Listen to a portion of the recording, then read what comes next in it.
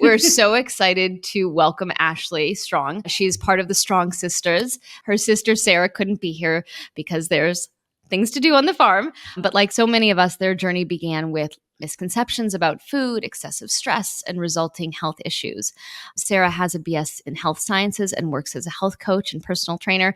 And Ashley, who is here with us today, has a Ph.D. and BS in mechanical engineering and is also a personal trainer. I love watching her workouts.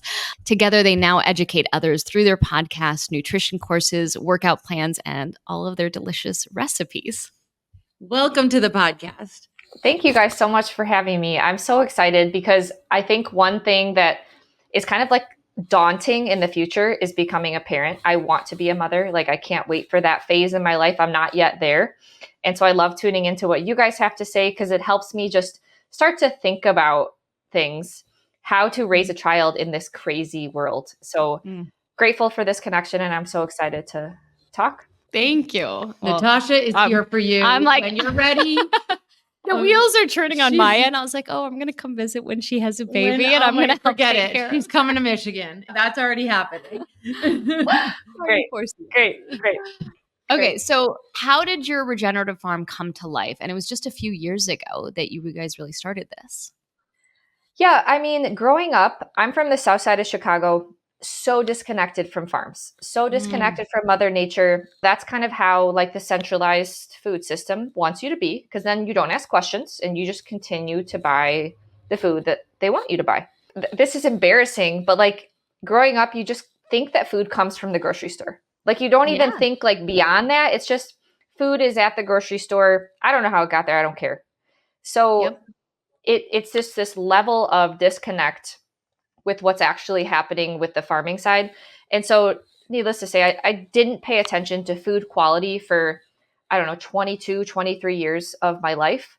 I tried to eat clean with whatever the Harvard food pyramid gives us, which includes vegetable and seed oils, which is a shame. But I had no idea of like food sourcing, and I didn't really care that I was consuming packaged food or processed food. I can't blame myself. I can't blame my parents because there's no education. That should be a part of schooling, right? Like 100%. Where is this egg coming from? How do you make a chicken breast? How was this broccoli produced? Like that should be a part of curriculum, but that's a topic for another day. So I didn't know. And very quickly, these decisions in food caught up to me. My sister kind of was diagnosed with kind of lupus. It was a very strange doctor experience, very strange. But we all had like, both my sister and I had, very unexplained health conditions. Couldn't tolerate that many foods. Our gut was just so messed up. Raynaud's, cold hands and feet, just lack of energy and a ton of brain fog, not sleeping well. And my sister and I got blood work done, and the doctor basically told her like, hey, you kind of have lupus. Again, very strange experience. You kind of have lupus, so here's a prescription medicine, and you're just going to have to just like monitor and watch it for the rest of your life. I was like the bracket lower, so I wasn't considered lupus-ish. I was just like, oh, just autoimmune condition. Think of how many people are having autoimmune. It's the conventional system is just like cranking those out, which is so unfortunate because it didn't exist in early 1900s. Well, the majority of the population, the American population, has one chronic condition, at least one. That's crazy. Which was not the case in the early 1900s, which is a shame. And so that was like our wake up moment of, oh my gosh, at age 22, my sister was given a prescription drug. How did we get here? And then the rest is history. Stumble rabbit hole after rabbit hole after rabbit hole, realizing how important food quality is and understanding just general stress, learning about metabolism and learning like the types of fat that you eat aren't just energy sources. They're also structural and they also serve signaling molecules and they impact metabolism. And so it's just this never ending rabbit hole of becoming obsessed with what you eats matters. How your food is produced matters. And I am obsessed with it and how it impacts metabolism, how it impacts health, because we saw firsthand how much our health improved when we started to pay attention to these things like food sourcing, food quality, How long did it take you to kind of see the difference for like for the people? change to happen? Because I think that's what's overwhelming for a lot of people, thinking like, A, it's hard to take that step, and B, like, how long is this going to take?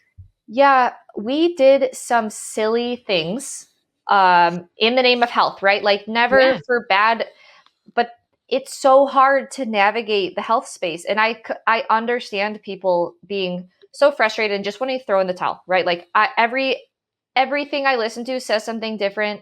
I just am frustrated. I'm just going to eat whatever I have at my house, right? Because you've got carnivores, you've got keto, you've got fasting groups, you've got vegan groups, and they're all so sure of themselves and so convincing. And so at a certain point, it does become overwhelming. Decision fatigue, learned helplessness, like these become real problems. Again, that didn't exist in the early 1900s when we had an abundance of food, but also just like information overload. I think that that's a whole nother issue in of itself. But so we did some things that I don't think were needed. We went down a path of fasting, keto, carnivore, and that provided temporary relief because when you're not eating the standard American diet, at literally anything else is going to give you some sort of relief for a period of time. Literally anything, whatever you do. Let's reframe it from silly to say we tried some alternative And you learned.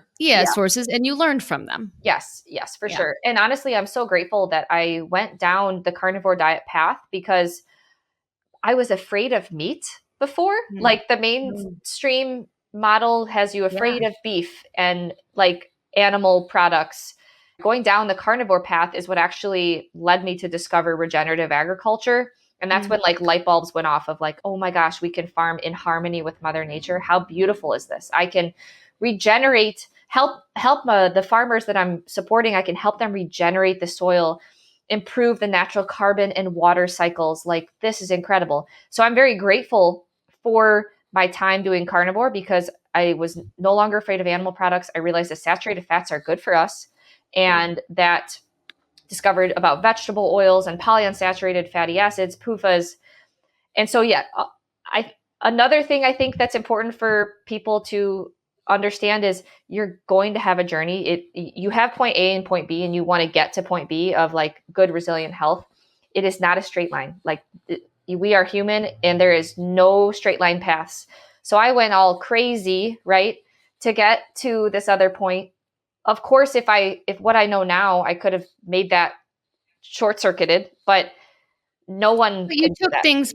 But I think what's important to know is that going in that little weavy path probably got you to where you are today, and you learned so much on the way that maybe that was important for you to actually have to do as opposed to taking that straight shot. Absolutely. Like carnivore, like I said, learned about regenerative agriculture, that saturated fats are beneficial, learned about seed oils, vegetable oils. During my fasting time, I realized how important gut health was, and that our brain and our guts are connected, and that you can change your gut based on what you eat over the last few days, right? And learned a ton about gut health during that time. Unfortunately, I started to experience some like metabolic problems from that. And also reflecting back, dietary extremes also led to some orthorexic behavior for me. And I think that that's a real problem. Let's explain what that is to our audience. So basically being afraid of food. And it's very easy to be afraid of food given the current health space, because you have people demonizing animal products, you have people demonizing carbohydrates, you have people demonizing dietary fats, and you have people demonizing all food now because of heavy metals, and people, getting inundated with questions about that. As someone who also has autoimmune issues, I think that it's easy to be afraid of food when you know how sick it makes you. Like you have certain foods that you eat and then you feel so awful. And it's like, that does lead people to have that. But I think that actually is like a perfect segue to what's going on in our food system. Like today we see these huge headlines every day about food recalls, E. coli outbreaks or listeria contamination, or even these rare infections. Like what did you get? I had Shigella last year. I don't even know if you know what that is, but it's like horrible. It's nuts. So what do you make of these issues, and what advice do you have for people who are worried about food safety? Okay, this is one of my favorite topics. So with this experience with Strong Sistas and like refinding our health through food quality, that's what kind of initiated the idea of starting a regenerative farm, being a part of food production because of how much of an impact it had on us. And so that started our farm, Angel Acres, producing eggs, and then now Nourish Cooperative, where, like, honestly, my goal is to build an alternative food system. We are starting from the ground up. It will take a long time to get there, but I am so fed up with the conventional food system because of the shortcuts that are taken. In America, we are so focused on maximizing quantity, even though we produce 1.5 times the amount of food required to feed the entire world. So like we don't need to keep focusing on quantity. However, the entire agriculture system is built upon that premise. Go big or go home is the mindset for farmers. They get compensated to go bigger and bigger and bigger. They don't get compensated if they remain small. Wait, I want to highlight that fact that you just said that the country makes 1.5 times more food than we need. Yeah. Did I get that right? Well, it's kind of global. I think that the statistic is global. And honestly, this was back in like 2015. Like it's not even an updated. And so I know that we've maximized quantity even more since then. And yet there's people out there starving and not eating properly. It's a food quality and a food distribution problem. It's not a food production problem. We know how to produce enough food. That's not the issue. There are still hungry people out there that don't have access to good food. It is a distribution problem. And unfortunately, it's making the people who do have access to that food sicker. So like we're just going backwards. We are the only developed nation with a decline in our life expectancy. Despite having access to the highest level of biotechnology and all of these advancements in medicine, we are declining in our life expectancy. Like this screams what we are doing isn't working. And the food that you eat every single day plays the biggest lever in your health. No supplement, no pharmaceutical, the food you eat every single day. You're putting millions of molecules into your body every single day. That is the biggest lever in controlling our health, especially in the long term. And our food production system is so built up on this go big or go home because that was their focus back in the day. Like, okay, we've got to increase production for the rising population. And then after all of the world wars, they had to make use of all of this stuff that they created for the wars.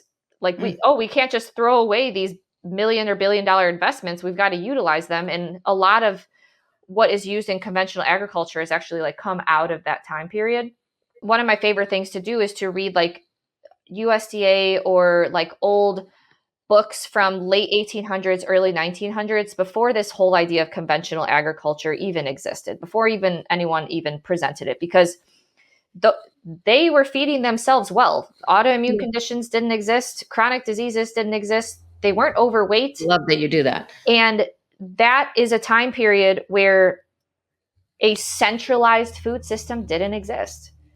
We have to get away from a centralized food system if we actually want like true health. And so unfortunately, it's not to the farmer's fault, right? There's so many farmers out there in the conventional system that are doing the best that they can. It's the system, the infrastructure, how farmers are compensated, how they're rewarded. That's what needs changing. It's not the farmers. They're doing the best that they can given the times, right? So there's so many rabbit holes that one can go down in the conventional system. But back to your question about like all these recalls, these listeria, when you fight Mother Nature with chemicals, she will always win. She will always win. Like the conventional food system is built upon the premise that we can outsmart Mother Nature with chemicals. So think of Bayer, Monsanto. They're creating these chemicals to try to destroy weeds. Oh, well, weeds are going to adapt and new versions of them are going to come. And so then you got to develop another toxic chemical. And we're seeing this with every decade. You know, Mother Nature is outsmarting us. And when you are focusing on maximizing quantity, you create such unnatural conditions for Mother Nature that you have to use chemicals to try to just keep germs and other things at bay. So in a feedlot, for example, in a beef feedlot, they've got to use a ton of insecticides because the fly count population is unreal. When you have beef all centered in the same area, their poop is everywhere, you have to use some sort of chemicals to get the flies away. Then they got to use toxic chemicals to keep the rodents away that would bring in more diseases to the cows. Then the feed that they're eating is like toxic chemicals with all of the GMOs and the Roundup and the glyphosate sprayed onto the feed. When we are creating conditions that are so not natural, it's not natural for thousands of cows to be in one area and never move. That's just not natural. Of course, you got to use chemicals. And so that's my belief in why these recalls are happening, why people are seeing these strange bacteria things showing up in their food. We are pushing quantity and we're not focusing on quality. I love when this is so interesting when Emily just goes, and she's like digesting it. I love it because the food system's broken, and what you guys are doing is commendable, and we're so grateful because we do order it. But I think there's a lot more for everybody out there that needs to be learned. What would be like your top 5 tips for an average family who's just like going to the grocery store, like you said, not knowing any better, that's where their food comes from, and wanting to make a change, wanting to do better for their family? What would be like your go-tos? I think that step 1 is find your local farmer and source one thing from them, just one thing. Yeah. So there's eatwild.com, localharvest.org, regenerationinternational.com or org. There's Regenerative Farmers of America. They have a whole list of regenerative farms throughout the country. And it can get overwhelming to buy everything from them. So don't do that. Start with one thing. Eggs, milk, cheese, beef, chicken, pork. Find one thing and buy from them, because that investment goes directly to a farmer that is focusing on quality, not on quantity. And that's how we can start to decentralize the food system with one transaction at a time. And it's not overwhelming. And I'm not saying that it's bad to go to the grocery store. I still go to the grocery store. I guess that would be another thing, is don't feel bad about where you're sourcing. You have to just do the best that you can right now. And that will allow you to not get overwhelmed so that you can make more informed decisions about your food. That's so helpful. I do think that the more that you can source your meat from a local farm, the better off. I think that the confinement operations are some of the worst. Yes, they've been able to like mass produce certain things, but if you can source your livestock products from a local farmer, that would be amazing. Yeah, I love that tip. Buying organic when you can, I think, is important. Unfortunately, now there's the whole appeal thing that one has to navigate. But again, the appeal thing exhausts me because I wasn't even thinking about that until Natasha got me on that whole kick. Yeah. You can explain what that is for those who don't know. Again, it's the mindset of maximizing quantity, because now we're like, okay, how can we increase the shelf life of these products so much? Let's spray them with something where we can keep them fresh for a long period of time. And like, it sounds nice, but again, it's disconnecting us from Mother Nature. All things have an expiration date.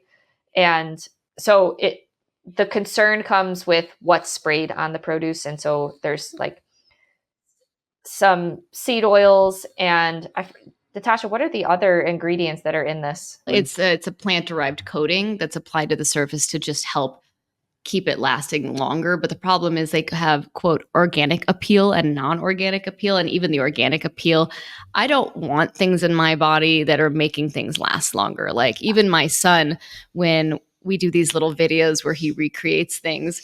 And he was looking at the bag of Doritos. He's like, there's no expiration date. He's like, that's so weird. He's like, I don't want to eat something that's sitting on the shelf for 5 years. That's so gross. Yeah. And be more like Natasha Sutton. That's the tip number 3. well, I mean, it's like we do a lot of science experiments and fun things with that. Well, but even speaking out or talking to your grocery store about appeal is helpful, because I know some grocery stores already, like natural near grocers, Natasha, have banned it.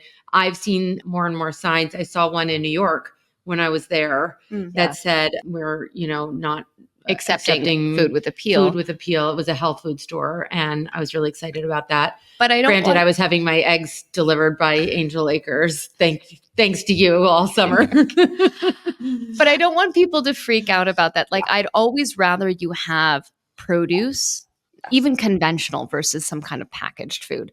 That would be tip number 3. Yeah. Buy single ingredient foods. Yes. Just single ingredient, and the best that you can afford.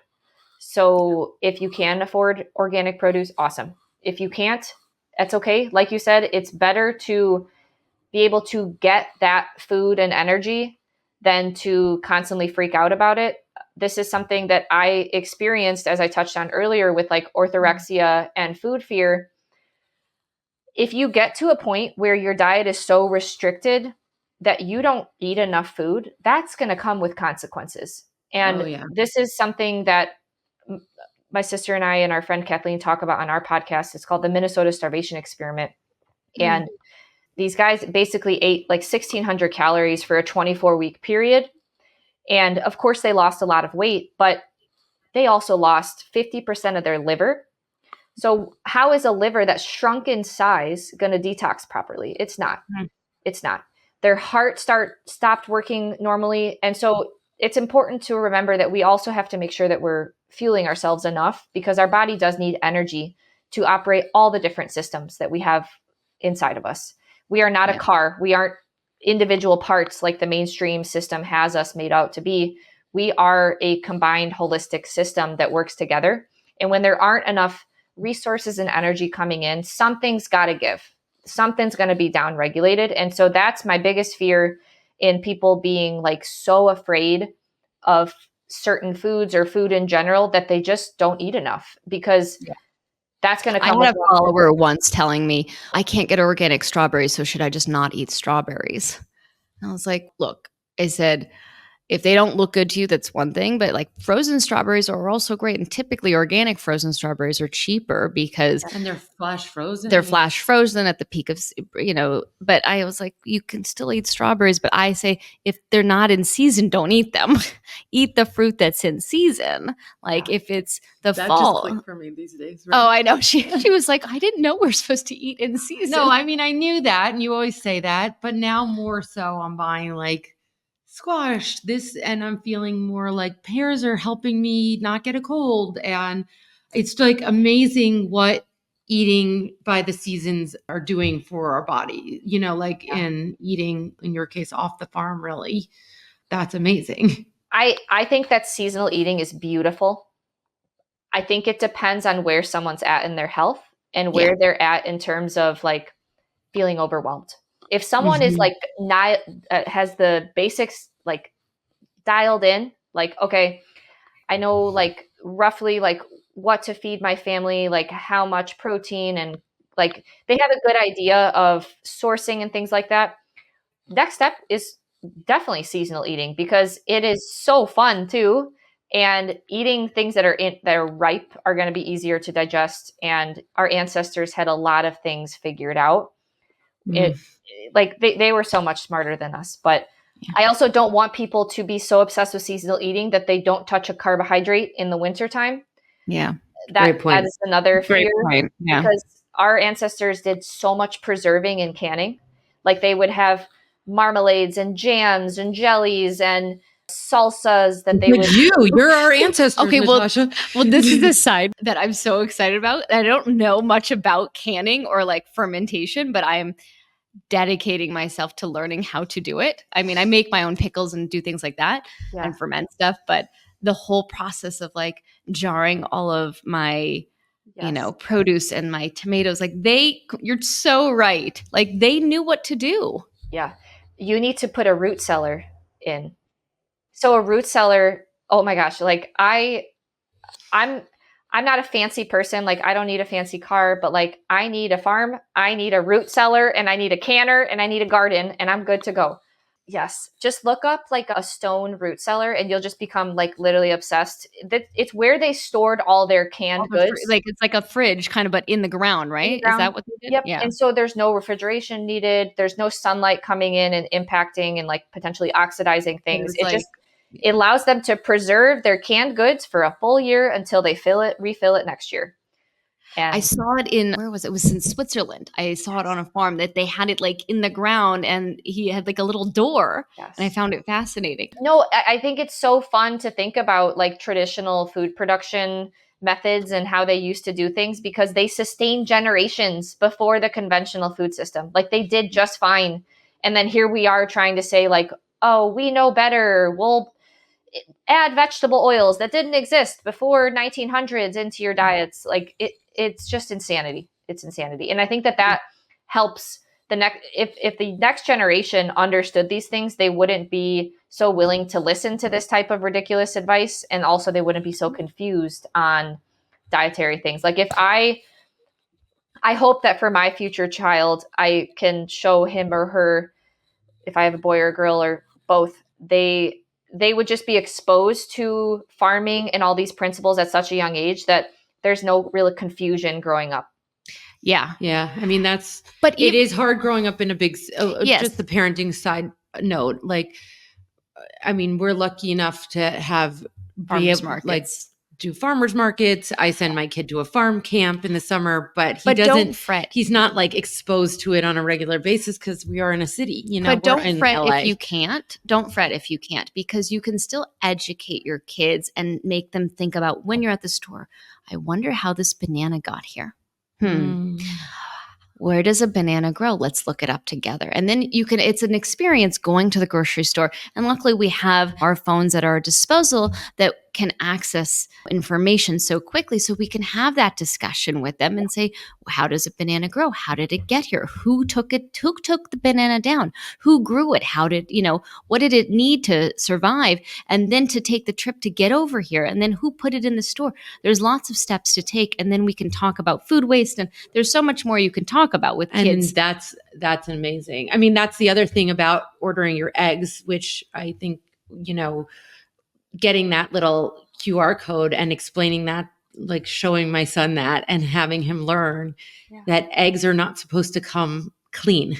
Yeah. And they wait, let's talk about your eggs, because when I found your eggs and then I told Emily about them, I was so fascinated because you're so dedicated to every component of how you raise chickens, how you get the eggs and from the feed, and can you explain to the audience like the whole low PUFA, unsaturated fatty acids? Yeah, what is PUFA? Because I didn't know until you. So I don't want this story of my egg production to make people to stop eating eggs, because I think that all eggs are very nutrient dense, and I have big goals with our eggs, and I hope to be able to scale to a place where it is in more people's budgets to be able to afford. Yeah. But you got to start somewhere, and this is where we're at right now. Right. So again, I like to read old fashioned food production books and diaries of old homesteaders. And Natasha, I got to send you some of my favorites, because I know that you will love them. You're totally geeking out. Yes. I was reading up on that stuff before we started the farm, because I knew, okay, what is the best animal to get started with? And it may be chickens, because I can get eggs right away. So I started looking at chicken feed and looking at the options, looking at organic, looking at the corn and soy free options. And I just wasn't happy with them. And that's because at some point during my journey, I realized that what a chicken eats impacts the types of fat inside of them. And this is the same thing for humans. So I think that this is a really cool thing for kids to think about, is like the food you eat doesn't just give you energy. It also literally makes up what is inside of your body. And learning about dietary fats and like their structural role inside the body and how they serve as signaling molecules, I was like, wow, the types of fat we eat is very important. And that is the biggest variable we have changed in the last 100 years. Mm-hmm. Before around 1900, less than 1% to 2% of the American diet was PUFAs, specifically an omega-6 called linoleic acid, less than 1% to 2% of total calories. And now today, some of the estimates are 20 to 25% of our total calorie intake is from these types of fats. And Wow. so there's been, can you highlight, like give some examples of what Yep. that is? Because I don't think people know. Yep. So there's three main types of fats: saturated fat, monounsaturated fat, and polyunsaturated fat. So saturated, MUFA, and PUFA. And they differ by the number of carbon-carbon double bonds in the fatty acid structure. And those double bonds are very unstable points. And so those can be easily broken off by oxygen or high heat or other types of molecules inside the body, whereas saturated fats don't have any of those. So they're much more stable. If you think back to like what your great-great-grandma was using in the kitchen: butter, lard, ghee, dairy, good old-fashioned fats. And then here humans come in around the 1950s saying animal fats are bad for us, even though we've consumed them for so long. They're bad for us. We were using these old-fashioned animal fats for so long, and then humans came in, think again, this common trend of like, we know better, and let's change the types of fat that we're eating. Butter is bad. Go with margarine and vegetable oil instead, because saturated fat clogs your arteries and it raises your cholesterol. Well, they didn't tell us that they also created statins at this time, and statins are single-handedly the most profitable thing that humans have ever created in all of history. So, and all these people are on it. In order for the idea for people to accept statins, they have to accept that the lower your cholesterol, the better. And thus anything that raises your cholesterol is bad. And so it all goes back to this kind of premise. I'm not saying that anyone should have elevated cholesterol. That is a sign of some thyroid issues, and that's a sign that something is off. But even the USDA now documents in their US food database that foods containing cholesterol do not necessarily raise your cholesterol because, oh, wait, actually, a lot of endogenous inside of our body cholesterol production is actually taking place when things aren't working right. So let's just toss that food guideline from Harvard just out the window and go back to what our ancestors were doing when they didn't have heart disease, they didn't have chronic disease, they weren't overweight. Their diet was moderate fat and largely animal fats: dairy, butter, ghee, tallow, lard. That is what they used. They didn't have vegetable oils. They didn't have seed oils because that mass production of the conventional food system didn't exist. It wasn't there before. That infrastructure and that centralized system wasn't there. So at that time, they were also feeding their chickens and their pigs differently too, because they didn't have access to this corn and soy conventional food system that is mass produced at a scale that I don't think anyone can comprehend. So again, the types of fat that you eat impacts the types of fat inside of you. And the same thing happens with chickens and pigs as well. So we haven't only changed the types of fat that we're eating dietarily. We've changed the types of fat inside of us. We've changed the types of fat in breast milk. We've changed the types of fat inside chickens. We've changed the types of fat inside pigs. This has consequences. We're changing the metabolic rates inside of people. Your metabolic rate is directly tied to your body temperature. And we've seen a steady decline in our body temperature. We've seen a steady rise in our obesity rates, just people being overweight. And I think that the types of fat that we're consuming plays a huge role there, because it is well documented that the types of fat you eat impacts your metabolism. I have a question for you guys. Yeah. What do squirrels eat when they are heading into winter, heading into hibernation? Acorns? Well, I see them collecting all the acorns, but that's all I see. They eat a ton of nuts, and nuts are high in PUFAs, polyunsaturated fatty acids. And so there's this whole literature focused on, it's called torpor, but it's another word for hibernation, where it is very well accepted that as squirrels increase their polyunsaturated fatty acid, bears increase their PUFA intake that down-regulates their metabolism so that they can enter hibernation. It's not advantageous for the survival of that creature to have a high metabolic rate when they're about to not eat for 8 months, 6 months, whatever. So it's beneficial for them to down-regulate their metabolism. Humans can't hibernate, but we are down-regulating our metabolism with this change in the types of fat that we're eating. So when I realized this, I then also realized pigs and chickens are the same way because we're all single-stomached animals. So the types of fat that a chicken and a pig eats impacts the types of fat in their structures and in their eggs as well. Pigs don't lay eggs, but chickens. So that's kind of what made me realize. Emily needs to know that because she's not. No, not a of farmer course girl. I know that. Get out of here. Just messing with So what I have to give her crap because she's in New York. Pick on it or each other all the time. No, but the fact that you're from New York City and you're interested in this, that's amazing. I think that's like, yes, there are very few of us from New York City who care about this, but yes.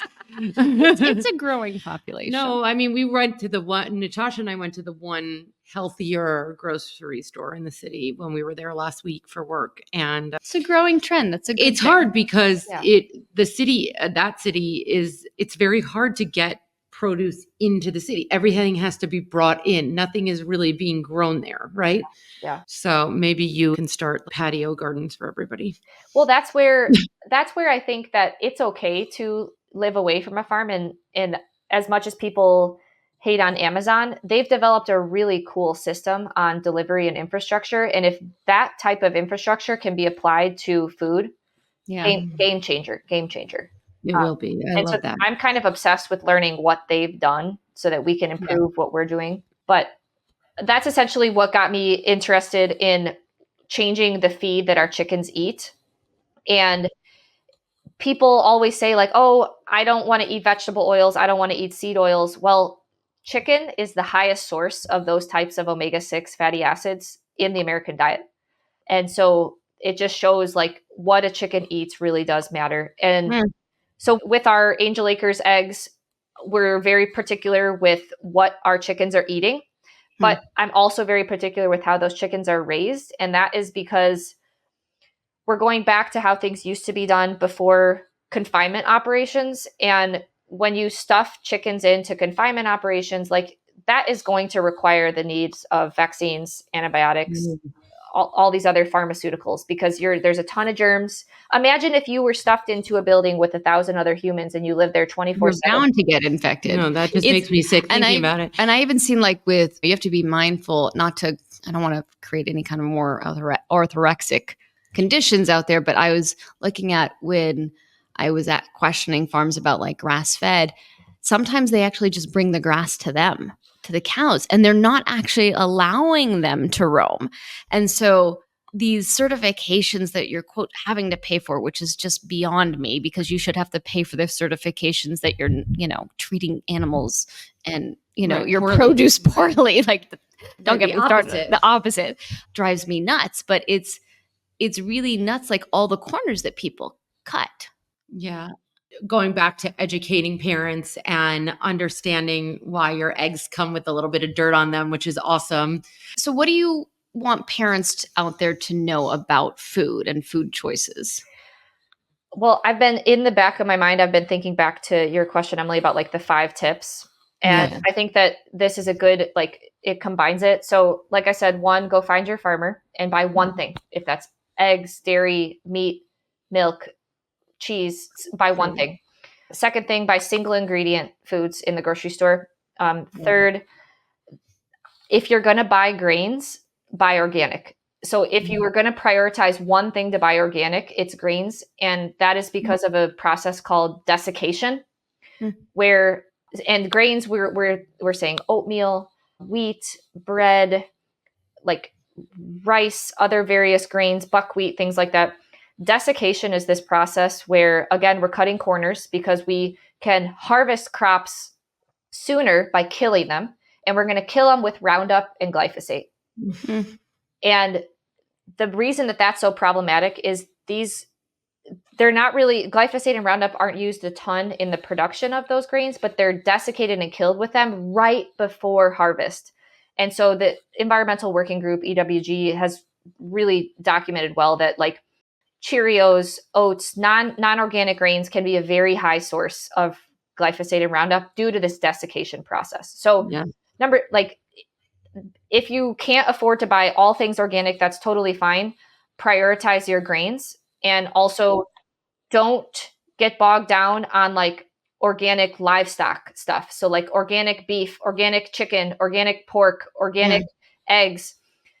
Buy those from a farmer if you can, because like you said, this certification thing is kind of nonsense. An organic egg, an organic chicken is going to have the same amount of PUFAs as a non-organic chicken, a non-organic egg, because they're still fed corn and soy. Yes, there's going to be less Roundup, but if you're going to be picky with where you're buying organic, focus on the grains and instead sourcing the livestock stuff from your farmer if you can. And then I would say another tip is to just stay curious. Like just always be listening to something that can bring you to the next level in your understanding, but be cautious. So I like to tell people, try to stick to one podcast a week. Because if you overwhelm yourself with 10, 15, there's no time. There's no time for you to take that information and implement it into your life. So stay curious at a pace that works for you, where you don't overwhelm yourself. Listening to this type of podcast where exposing the weird things that are happening in the food system, because then it just makes you more aware. So we want, and that's my fifth final tip, is to focus on food awareness, not food fear. When we're, I think there's a huge difference there. Food awareness versus food fear. I will knowingly go to a restaurant and eat potatoes. I know that they're doused in glyphosate because they're non-organic and they were probably fried in vegetable oils, but there's an awareness there that one time is fine. My body is strong and resilient. I can handle that.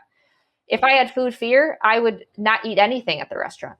And that is orthorexic. That's going to cause problems in your relationship. Natasha, that tip was speaking to you. I'm passionate and I'm aware, and when I can make changes, when I ask the restaurant, "Hey, can you use?" I am too. I pull the card of. I mean, I am. This is a whole nother rabbit hole that like you can change the types of fat inside of you. And the body, I have now eaten low PUFA for so long. It takes, unfortunately, 600 days to completely change the types of fat inside of you. I'm now like very low PUFA. And so when I have vegetable oil, my body has like a severe reaction to it. Wow, I'm fine a day later. But it's just you're uncomfortable. I feel it. I get bloated. I'll sit there with my loom box. I do feel that too. When I go to the restaurant, I say like, "Hey, I'm allergic to vegetable oils. Is there any way that you can steam or cook my food in butter?" And most times they're fine. They're fine. Yeah. They're fine. I completely agree with that. Yeah. Yeah. So I think there's a balance of understanding where you're at. And if something is making you more stressed out, more fearful, then that may not be the path for you right now. And instead, what are avenues, podcasts, resources that are more making you feel empowered to make the decisions for yourself rather than always focus on fear? I love that your whole thing is about informing people without fear. And that's so important especially because in this day and age, we're so overwhelmed with information. I mean, they used to fear that you'd get overloaded with information from books, and then you'd get overloaded with information from TV. And now we have the internet, and now we have like Instagram, ChatGPT, all the social media, and it's too much. And it's becoming quite, making and as mental Natasha health. always says, social toxins can be worse than chemical ones. Yeah. So, it's important to remember that like, whose timeline are you on? You're on your own. And who cares if it takes you 2 years to implement something that it took someone maybe 2 months or something? Like, don't be hard on yourself. If you're continuously improving and making small changes over time, at some point you'll get to the next level. And I love that. Yeah. I am very like fortunate to be in the position that I am because I have access to like some of the best food ever. I can imagine it is very hard to be in a city right now, very hard. And knowing these things and being aware of these things, it can make you feel overwhelmed and stressed. But when you are in a stressed out state, your body pulls resources away from your digestive tract. Less juices come there, less energy is sent there. And so then you're going to compromise the digestion of whatever you're eating. Stress less, be more empowered, to learn and make more informed decisions, because when you make those informed decisions, it is some of the best things. Like, it's a full circle moment, right? And so I love that. Yeah. So good. So This good. was so good. Wait, let's talk about seed oils, because I think there's a lot of misinformation, and so many people will say, well, it hasn't shown any evidence that it's bad for you. There's no inflammation. That's BS. And people constantly are attacking because there's not enough research behind it. There's also a lot of fear around it. Yes. So both sides. Go ahead, Ashley. Go for it. I just go back to what were they doing back in the late 1800s, early 1900s. And unfortunately, the big research paper that is used to show like, oh, look, like omega-6s, PUFAs, they're good for us. They lower our cholesterol. There's all these benefits. There's a lot of issues with that paper that no one's really talking about. If you go in, it's a meta-analysis. And so a meta-analysis is a researcher took time to read through the literature, collect various articles, and then talk about the articles and share the results in this meta-analysis.